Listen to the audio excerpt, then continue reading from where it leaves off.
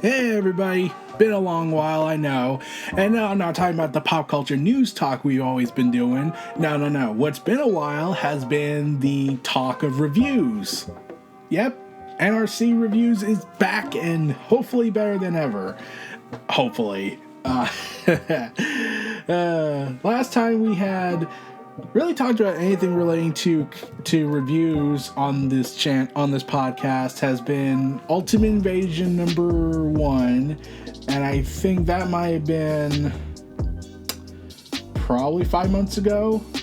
Yeah, 5 months ago, June 22nd. That was the last time I did a review instead of a pop culture news talk.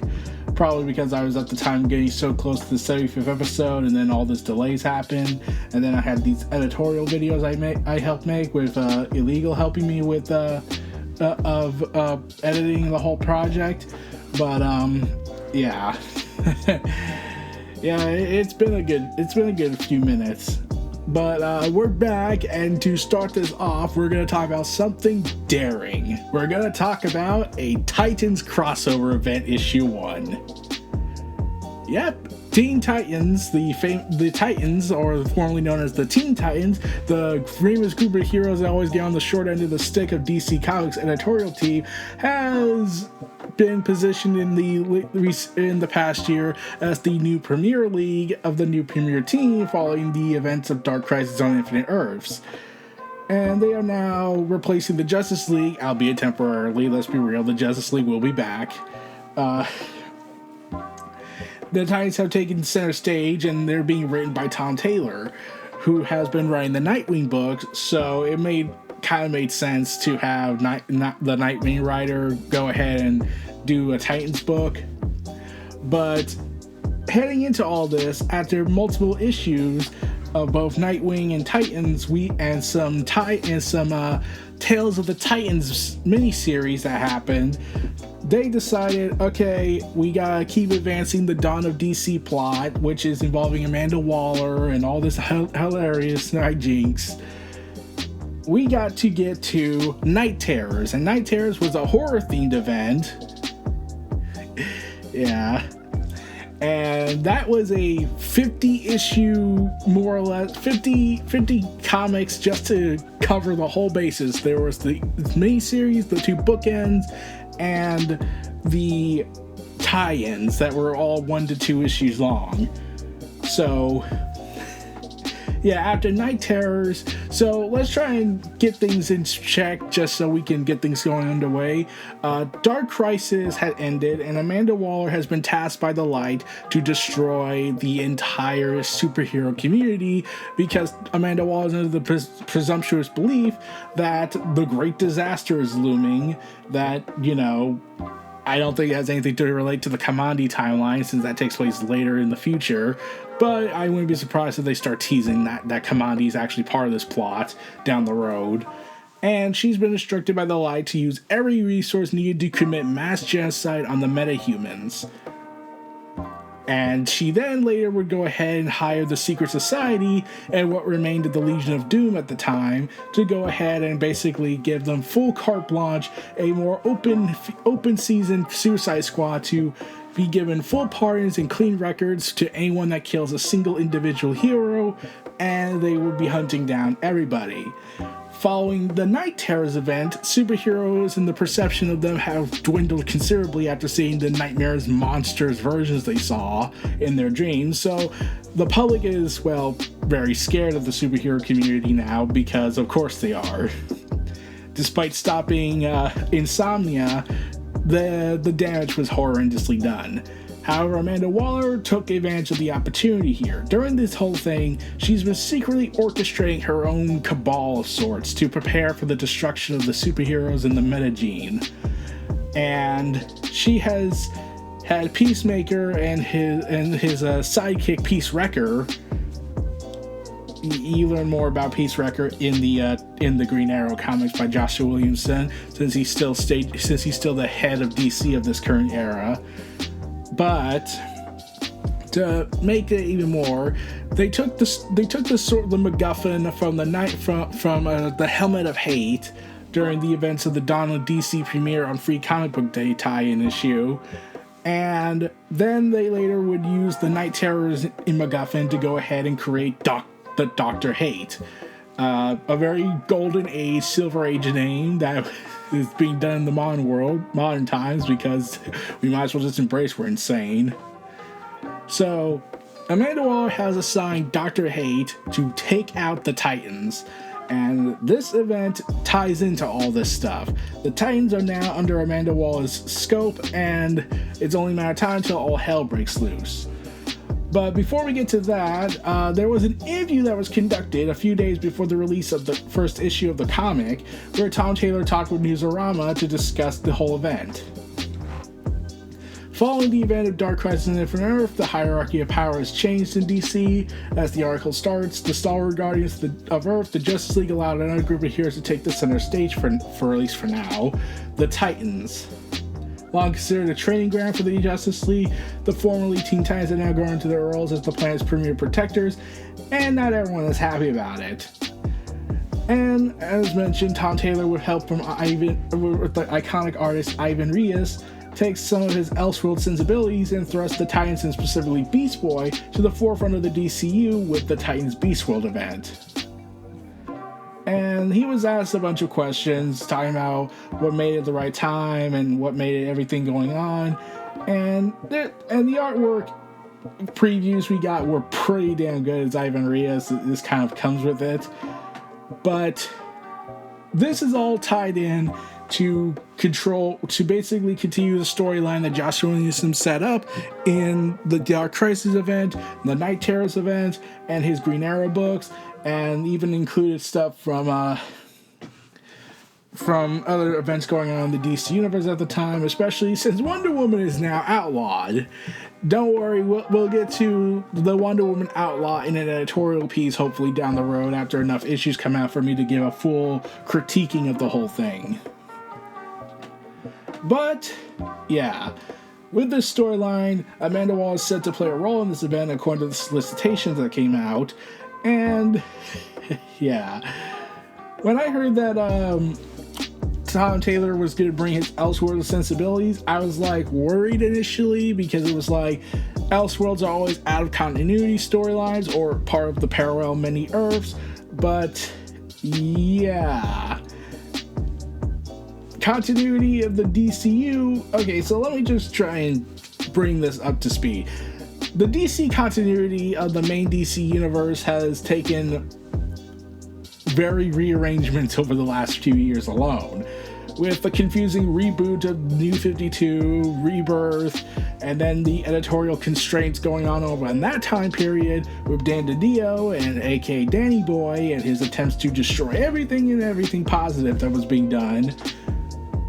And then when Dan DiDio was on his way out because of the pandemic and all that, and 5G was canceled, the DC books were more or less in a very, very, very precarious state, because their overall continuity, the thing that keeps every title aligned into the fact that it's a one cohesive shared universe, was more or less taking a backseat, and everything was then thrown out of the loop, and everything was crazy.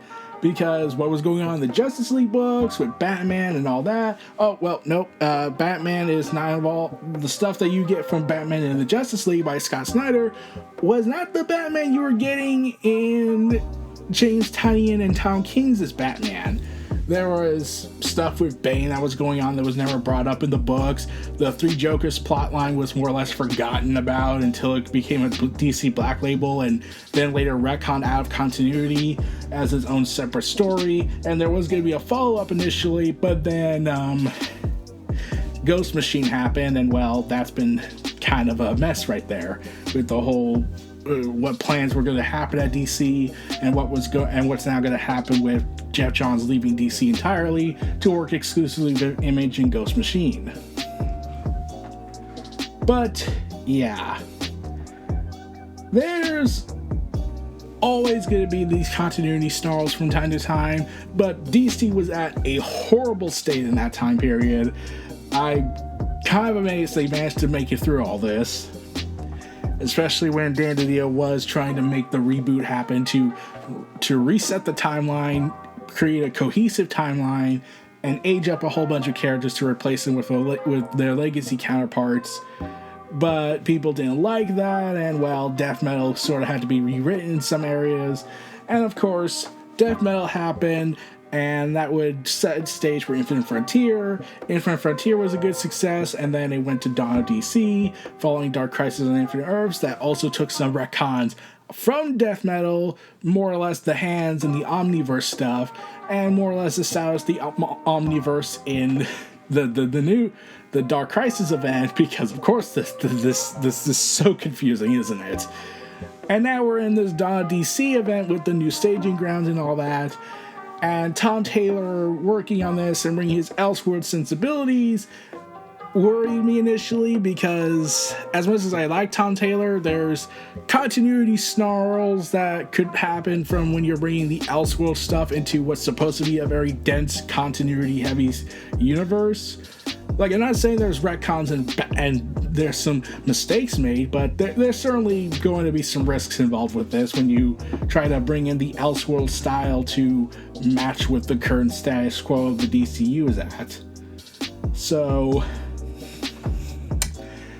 yeah, there is a bit of an issue with issue 1, and when I realized it when I was seeing this, I was just, oh dear. Did we get an explanation? Did we get an explanation from this?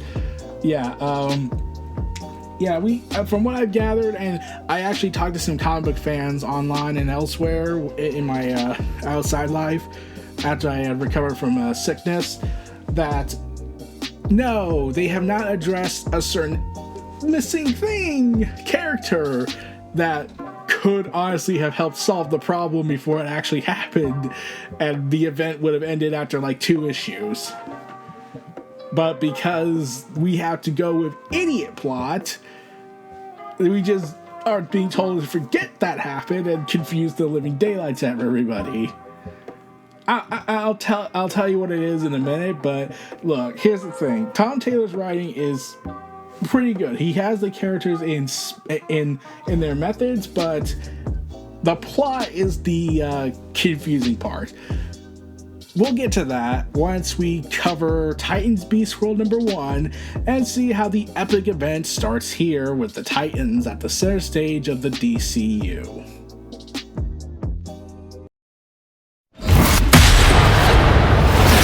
The Neo Reality Entertainment brand expands with a relaunch of the Neo Reality Collective Pop Culture News Talk.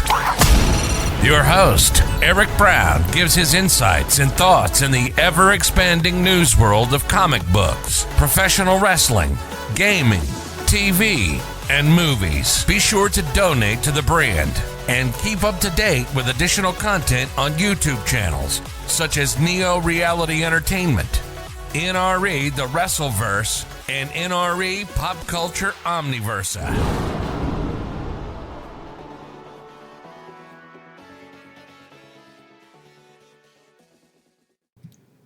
There's a pattern. But the pattern was lost and loose afterwards when we got ahead and wrecked that sewing machine that I need to fix. It starts with despair. Yes, Dan DiDio probably is already having a hard-on from this. Humanity is on the brink of self-inflicted extinction. The Church of Blood leader. Yeah, it turns out he is a central character in the Titans books, and it's revealed that he's a Tamaranian. And he's leading a cult that just happens to be named after the Church of to the name of Brother Blood, because that's the perfect start to go ahead and show yourself that you're not insane. The greed of a wealthy and powerful few, the climate crisis, the unregulated exponential growth of artificial intelligence. Keep reminding me that the world sucks and my triumphs to escape from it. Our end is nigh. Don't worry, it's gonna be a small thing and then we'll forget about it after next week. So yeah, some people go ahead and argue about Tom Taylor's surface politics as they describe it, because he's not really making a point, he's just saying stuff. He's not really making the point about the political and economic status of the real world. It's just there to remind people, yes, humanity sucks. That's just the vibe I get. And then comes hope. Oh god, hope. I'm pretty sure Dan DiDio then lost his heart on realizing that hope was going to be hopeful in this. But today, the Church of Eternity strikes back against fate. Prepare your God King Pop Funkos for the Great Ascension. Today, we reach out to take our place amongst the stars. Yeah, because it's not like NASA or any other space organizations trying to do that now. And I'm very proud of all of us. So yeah, the entire world is for some reason watching this, including schools for some reason, unless he hacked the entire broadcasts. I'm like, I get why there's a big broadcast going on because of why they're in space, but I'll get to that in a sec.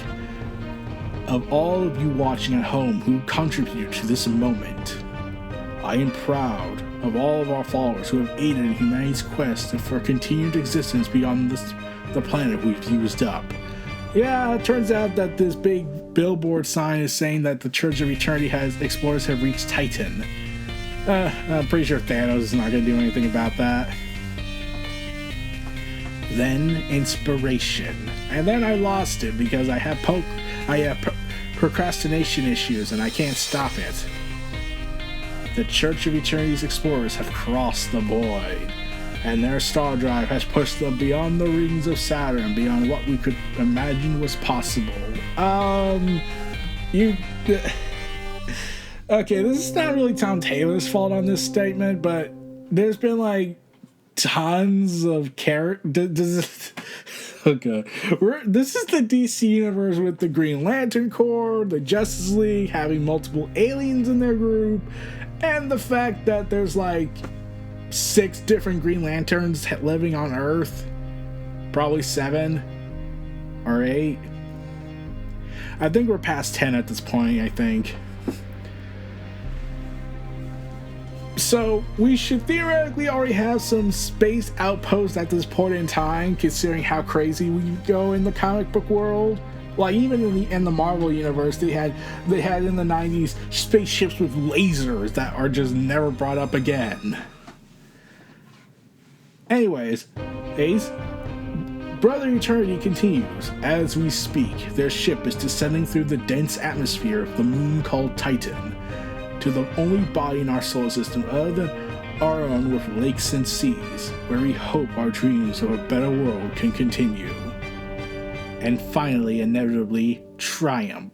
And then back to being despaired and horribly depressed afterwards. And that is touchdown on our greatest hope. Our future is now in the hands of the Forever Knots. Oh god. That's one small necessary step away from our doomed Earth.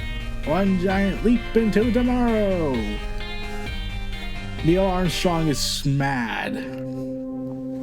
Meanwhile, we get into more narration about hope and triumph and whatnot. Despair, hope, inspiration, triumph. It was a pattern the heroes of Earth have repeated so many times, but the pattern was about to change. Ah yes, because DC heroes have never undergone big drastic changes and whatnot. That's why Hippolyta is still the queen of the Amazons and not dead and amongst the gods. Wait. Brother Eternity, do you read us? I can hear you. There's something strange ahead of us. It looks like a temple. They were about to face something they couldn't triumph over. It's alright. Your worship is stronger than you can possibly know. Have faith and enter unafraid. There are markings on the wall. Go closely. Let me see them clearly. Can you hear me? Yes, Brother Eternity. Broadcast my voice to the moon, please. And then he speaks in ancient Tamaranian. As Starfire points out, those words, Corey? Ah, yes, Nightwing and Corey. The couple that I really wish was still getting together in the comic books because we don't have enough material in other media to go ahead and keep them together. And instead, Nightwing's with Barbara, and, well, I despise that, mostly because it's just a too easy pairing to do. He's speaking the language of my ancestors. He's speaking ancient Tamaranian. Nightwing then contacts Oracle. Oracle, do we know where Brother Eternity's broadcasting from? I still haven't located him. And Donna, Raven, Starfire, Cyborg, Flash, be ready to move in case. He's death to the goddess. Death to Exhal. Translated from Tamaranian. Brother Eternity!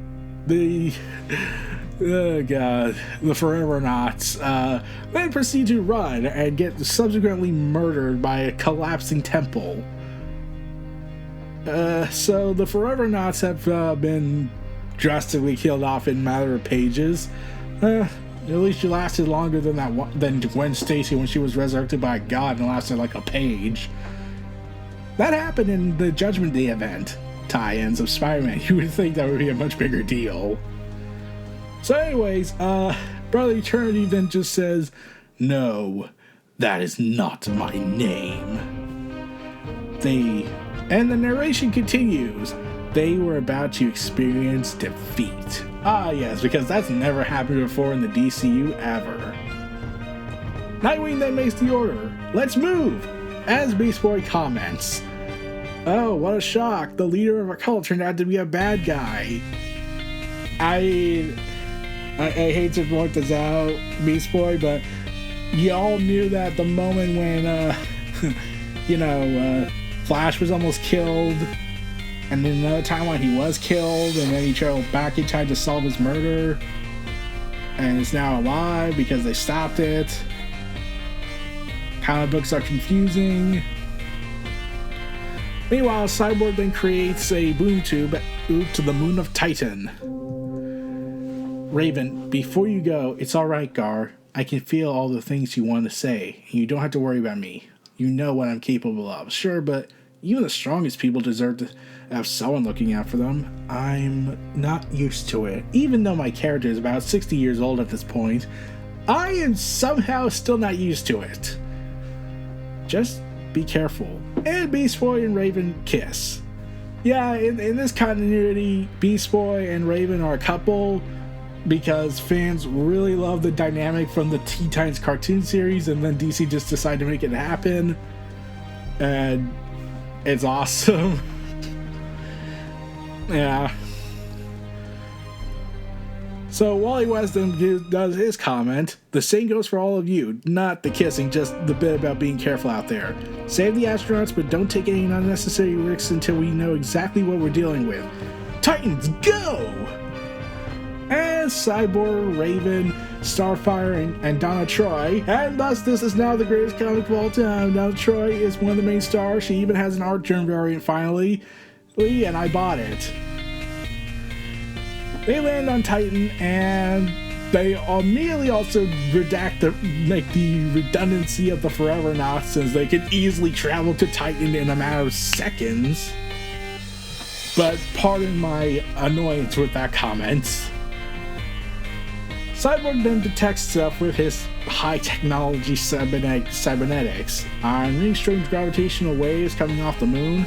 Locate the astronauts, Cyborg. See if anything can be done for them. We're heading to the surface now.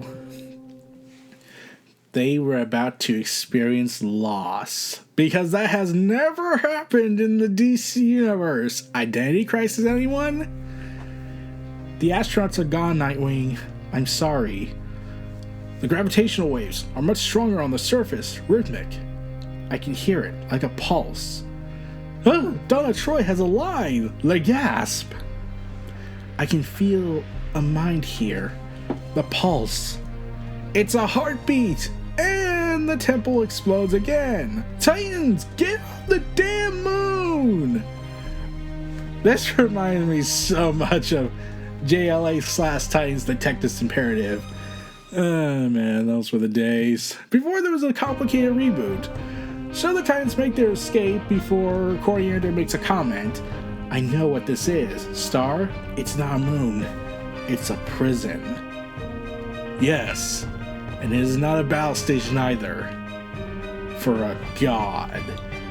So a giant tentacle worm creature emerges. Yeah, we'll get to that in a second. We cannot fight this. We need to go. What? We can't just leave this thing out there. We must. It's a conqueror. It can control us. It cannot be allowed to seize our power. Setting a boom tube for home. No, Cyborg. First, we need the Tamarinian archives. Then we return to Earth. An hour later. So, Starfire, aka Corey, has assembled the heroes of the world to go ahead and,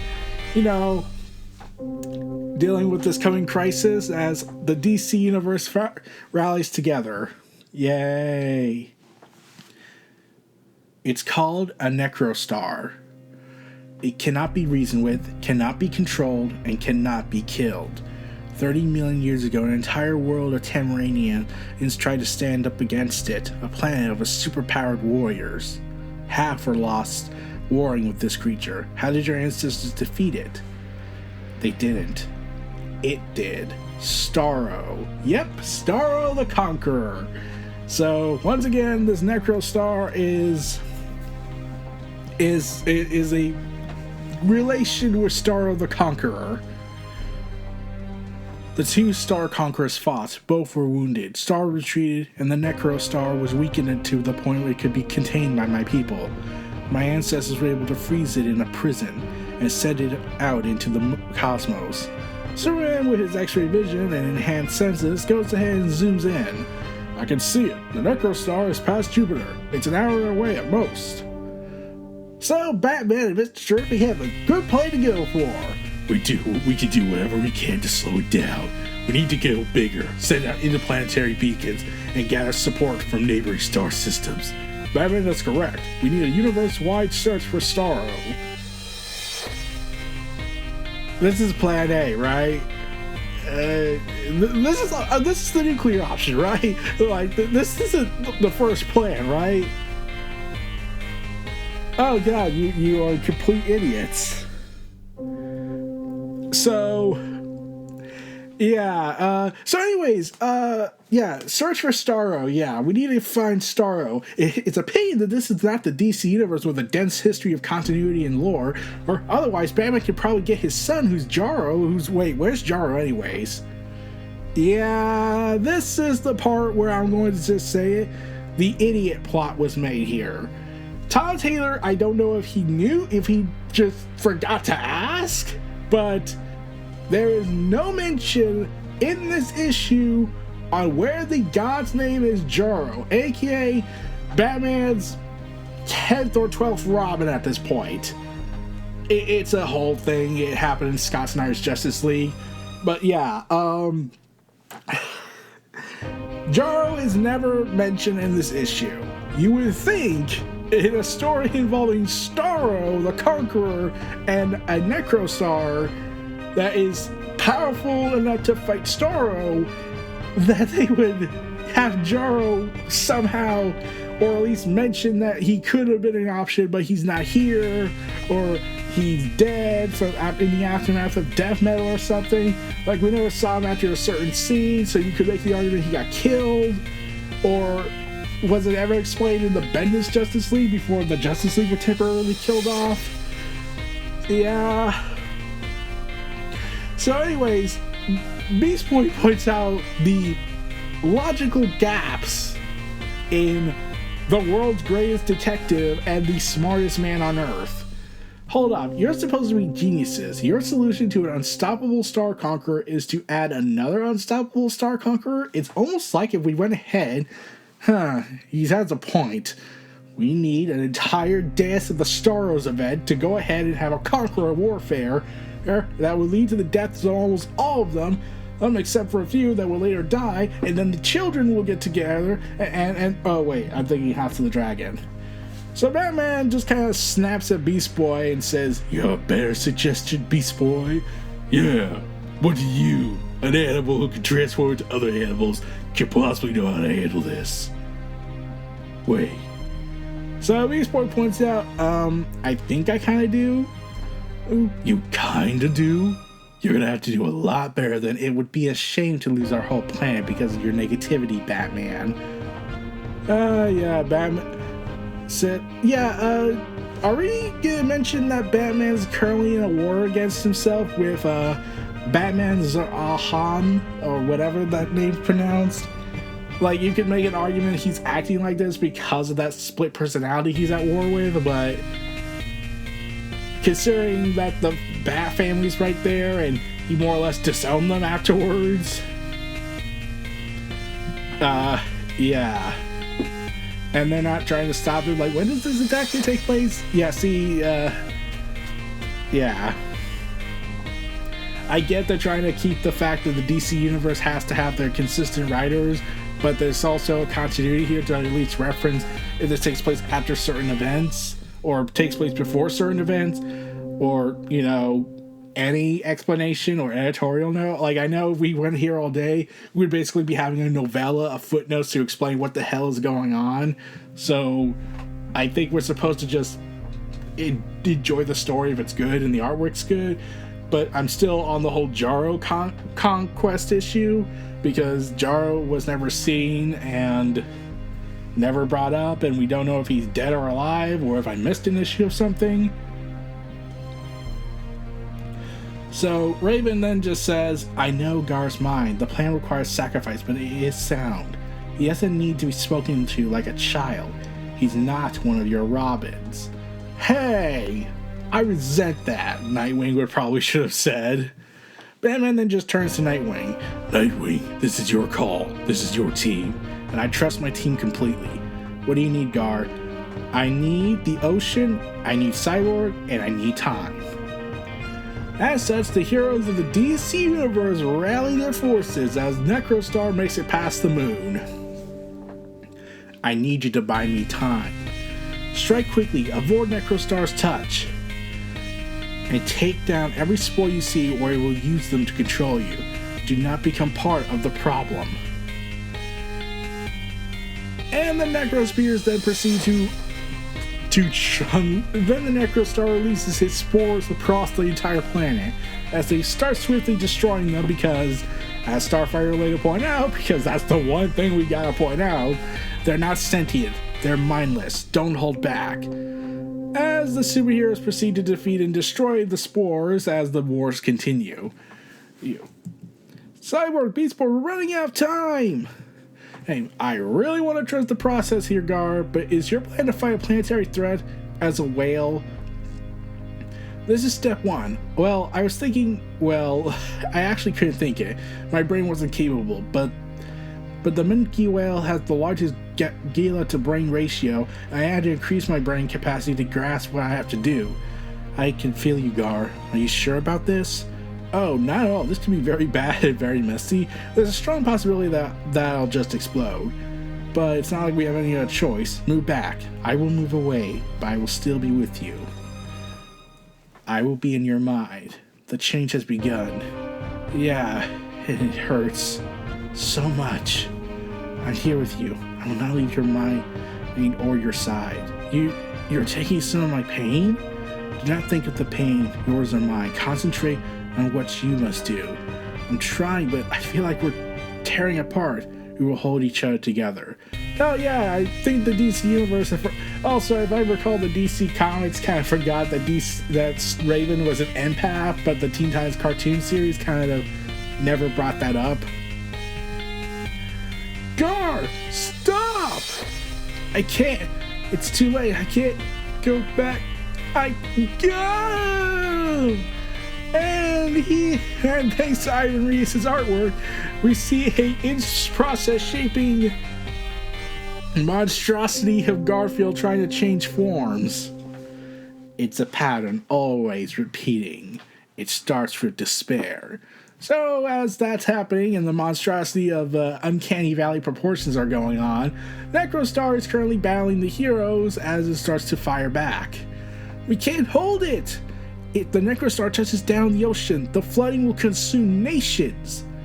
I mean, I'm pretty sure the environmentalists will be alright with that, considering how some have lately gone insane to the point that they'll throw fruit at paintings as if that will somehow prove a point. But the captain, yeah, complicated story on that. This captain, aka Shazam, aka Captain Marvel, aka he can't say Shazam as his code name, because if he does, then that kind of goes against the whole process, because he'll just revert back to a kid. So he just went with the Captain, because they can't use Captain Marvel because the legal system sucks. Stay clear. I'm gonna hit it with everything I have. Shazam! And one of the Necrostars infects poor old Captain something. And because he's possessed, he then goes ahead and punches Wonder Woman. The Necrostars control Shazam. Let's see what we can do about it. As a miniature Starro. Oh god, they found Jarro finally. But he's greater than you. Oh, for fuck's sake. I warn you, this is probably isn't going to be pretty. And then comes Hope. As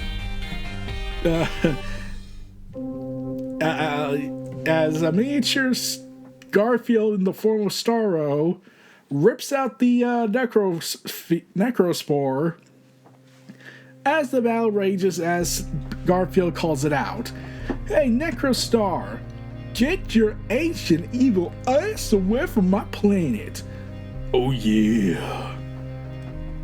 And the war begins between Starro the Conqueror, aka Beast Boy, and Necrostar. You're Starro? Let's go with Garo. If this was the Teen Titans show, I'm pretty sure everyone would be groaning and like, "Oh, come on, man, that was weak." So yeah, Gar, I can feel it. The Necrostar is afraid. Good! But we get the narration again, because this battle is not over. It felt like the pattern was repeating again. As Beast Boy, the unlikeliest of saviors, clashed with a continent-sized conqueror. And his mind and body fragmented, he was stretched so thin as he controlled an army of small pieces of himself on Earth. Gar, it's working. Your spores are climbing inside people and taking on the necrospheres. I'm very aware of just how many people I'm inside right now, and it's all incredibly gross. Best not to think about it. That's impossible. My brain is the size of a country. Cyborg, are we far away enough? Yes, this should be far away. But at the size we're talking, I can only give you 2.3 seconds. Any more than that, and the tear in the space could pull our planets out of alignment. Right, we should definitely try to avoid messing with planetary orbits. Just put it in our path, I'll do the rest. Do it now! As Cyborg creates a massive boom tube the size of a continent was opened up in space, Beast Boy delivers the last words. Necrostar, say hello to the Boomerang Nebula, the coldest known place in the universe. And Beast Boy pushed the Leviathan 5,000 light years away. The boom tube to the nebula slammed shut. Ah! Gar, what is it? I lost an arm in the boom tube. Don't worry, I still have 4 other arms, and I'm pretty sure I can regrow that one. What Beast Boy and Cyborg achieved together was miraculous. Still, Cy, I hope you feel personally responsible for the fact that we can't celebrate this with a high 5. You're gonna have to settle for a gargantuan high 4. Cyborg? In that moment, the heroes felt they were in control. But you cannot control chaos. Cyborg is sleeping. As the helmeted Dr. Hate arrives and introduces himself. Aha, what are you, a medical doctor, or do you have a PhD in hate? I realize my name is far from subtle. Let me show you exactly what I am. You? How? It doesn't matter. In fact, nothing will matter to you anymore. You have brought so many minds back, but you will lose your own. Beast Boy's mind was the size of a country, so he knew it was the end. Alone in the void, he cried out, "Raven! You cannot reach Raven. I'm curious, hero. Why did you fight for humanity? What did you want from them? I just wanted them to be better. I wanted them to understand what they were a part of." A single tear ran like a giant river from the Leviathan's eye. Please I don't want to go. I don't want to go. Oh, Amanda Waller says thank you, Garfield Logan, and goodbye. Back in Bloodhaven, I can't feel his mind. I can't feel Gar's mind. Cyborg, what's happening up there? Cyborg, can you hear me? Where's Gar? A shadow fell over North America. He's here. No, he's not here. The mind of the boy was lost. All that remained was the beast. As Garo now descends upon the earth, sending out his Garo spores to go ahead and infect the people of Kondak, because of course. Despair, hope, inspiration, triumph. The pattern was broken that day, and the day the heroes failed to save the world. A Titan claimed the planet. As Black Adam tries to fight these spores, he resists and then yells out as one of them enters his mouth, "Get out of me, foul thing, get!"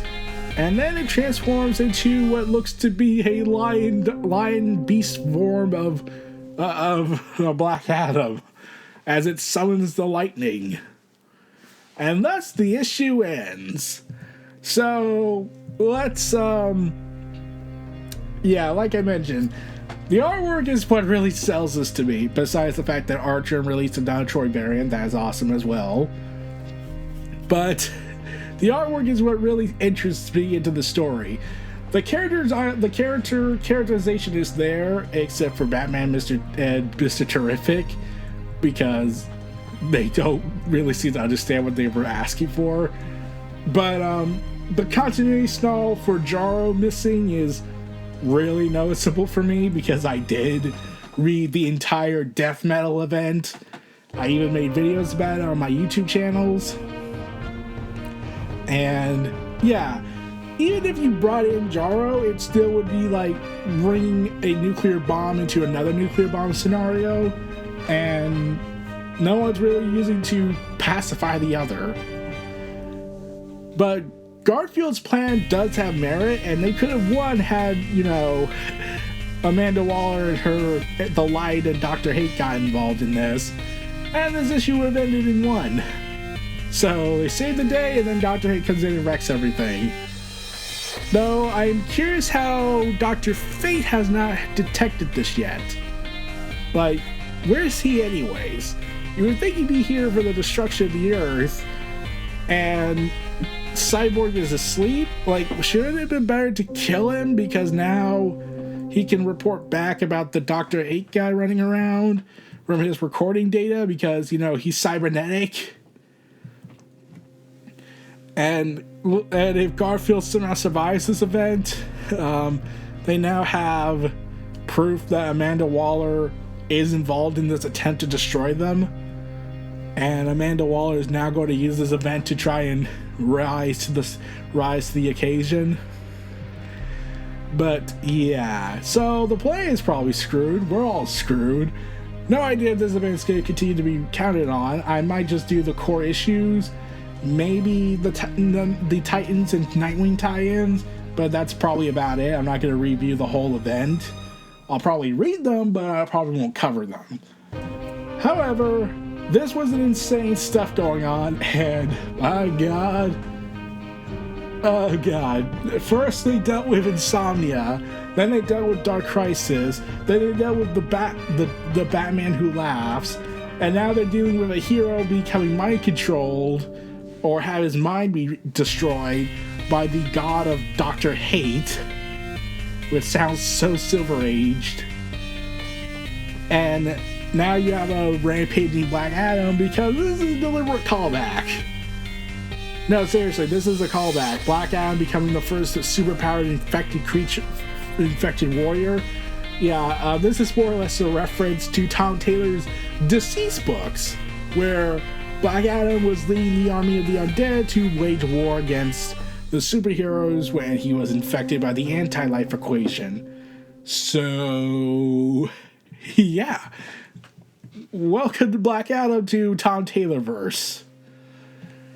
But that's all we're going to have for today. I'll see you all again next time. Stay tuned for this last outro, and I'll see you all again. This is your host, Eric Brown of Neo Reality Collective, Pop Culture News and Reviews. Feel free to check out my other content. I'll see you all again next time. Peace. Be sure to donate to the brand and keep up to date with additional content on YouTube channels such as Neo Reality Entertainment, NRE The Wrestleverse, and NRE Pop Culture Omniversa.